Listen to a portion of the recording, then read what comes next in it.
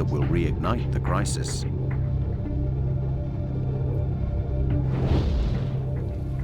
As the ice crystals collide, they create positive and negative charges. This explosive energy is released as lightning. From a storm of this size, there can be over 100 strikes in a minute, each one capable of lighting a fire. All Sydney can do is monitor the storm's progress. Mike, hi, Bob Rudder here, how you doing? Things are looking bad. If you're looking at the same weather data as I am, there's every chance that things are going to get a lot worse before they get any better. How many people can you put on standby in an hour? With a big lightning storm creating fires that threaten Sydney, the rural and urban fire services combine under the leadership of the rural fire chief. He is then responsible for the safety of Sydney's 4 million people.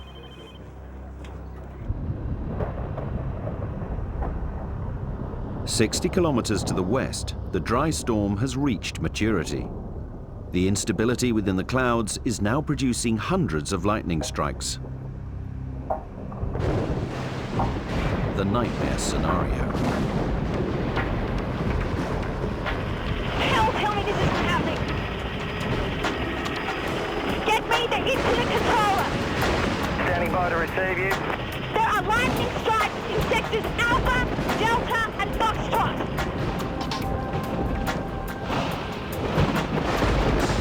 Hotter than the surface of the sun, a lightning bolt can ignite vegetation in an instant, leading to multiple burns in a matter of minutes.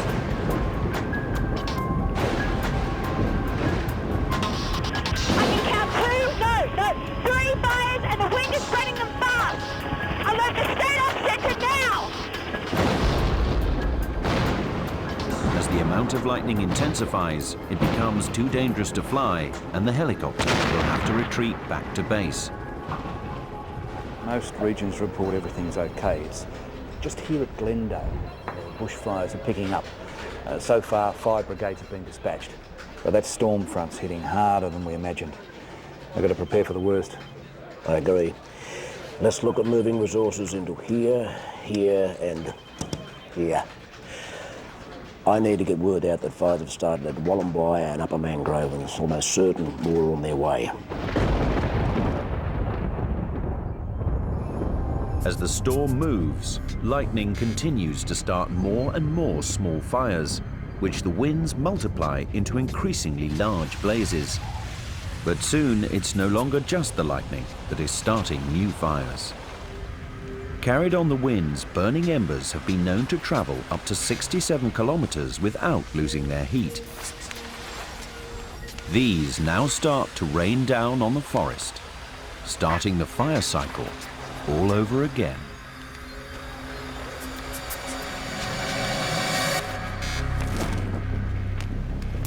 We have a ground fire, which is just a leaf litter and that burning. And then we go to a surface fire, which is the shrubs burning up to 3 to 4 metres. And then we go into a crown fire. And the crown fire is really the most dangerous. Gusts of wind from the storm drive low-lying flames up the trunks of trees into the uppermost branches. It is now transforming into the most dangerous type of wildfire, a crown fire. Feeding off the flammable vapor and parched leaves, the flames can reach up to 3 times the height of the trees, creating towering columns of flames up to 40 meters high. Once a fire has crowned, its spread drastically accelerates as the wind can drive the fire straight from one treetop to the next.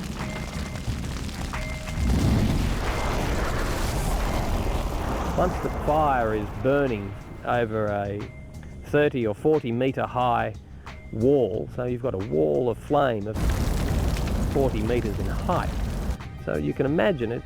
You can't get to it with a garden hose, you can't get to it with a fire truck. With the many fires now crowning, their spread goes into overdrive. The firefighters have to stop the individual blazes from joining up because if they don't, the single massive fire front, 2,000 kilometers long, will be unstoppable. Have you any idea what this storm front's going to do? I need to know where to position my people. If these fires link up, we're going to have to find some answers. If these fires do link up, what are our options? I've got to prepare for the worst.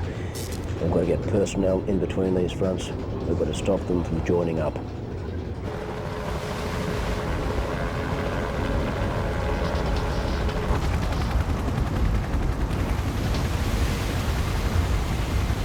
Using every helicopter available, the leading edge of each fire front is doused. It's a delaying tactic, trying to keep the biggest from joining up. On the ground, all 69,000 firefighters are mobilized to try and prevent the fire's advance. They know it's a battle they need to win. The helicopter dousing operations have scored a small victory. Satellite imagery reveals that there is a weak point in the growing wall of fire heading for the city.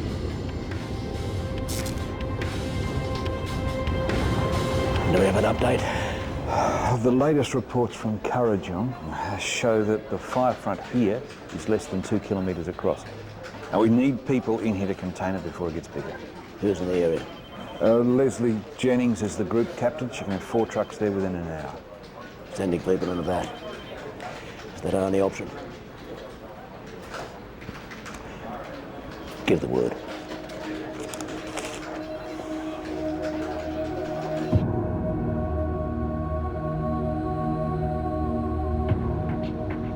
Even though the inferno is still over 50 kilometers from the city, the people of Sydney are given an early warning of just how big this blaze is.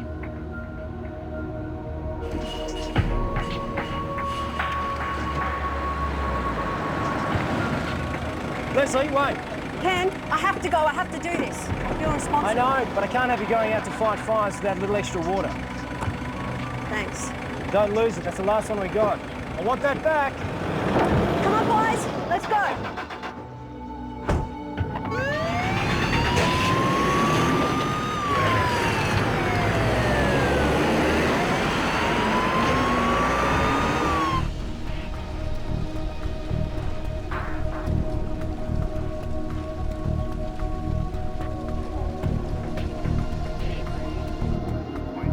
Out on the front line, there is still a slim chance the firefighters can stop the fires joining up and heading into the city.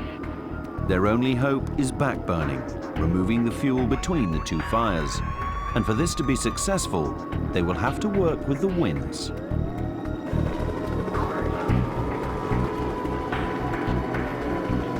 Okay, listen. We need to get as close as possible. Can you guide us in? I can, but the visibility is bad.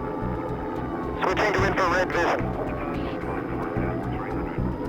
Using infrared scans to penetrate through the thick smoke, the increasingly unpredictable movement of the winds and fires at ground level are monitored.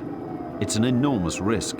Even the slightest change in the weather could spell disaster for the firefighters. Okay, Pete, I need you to head off down the Galarahan Road and start backburning. Tom, stay here. If we need to get away fast, you'll be the one we come looking for. The rest of us, we'll head to the cut-off point. Okay, let's go.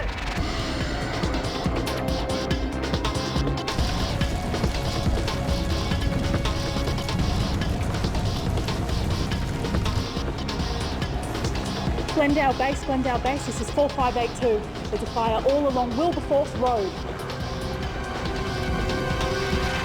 Said your goodbyes. Once we're out of here, we might not be coming back. I just heard on the radio they're sending more firefighters in.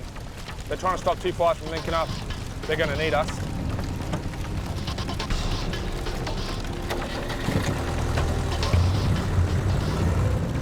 Mate, can you just give me a warning when you're setting up to move back, and we'll make sure we're ready for you on the ground.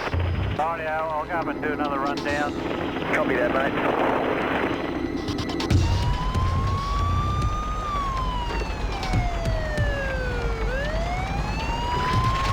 Guided by the local rangers, the firefighters head for the best position to set their backburns. Okay, we need to get to low ground between the fire fronts and set backburns as far as we can. This way. Straight through here. All right, come on, boys. Let's go. Let's go.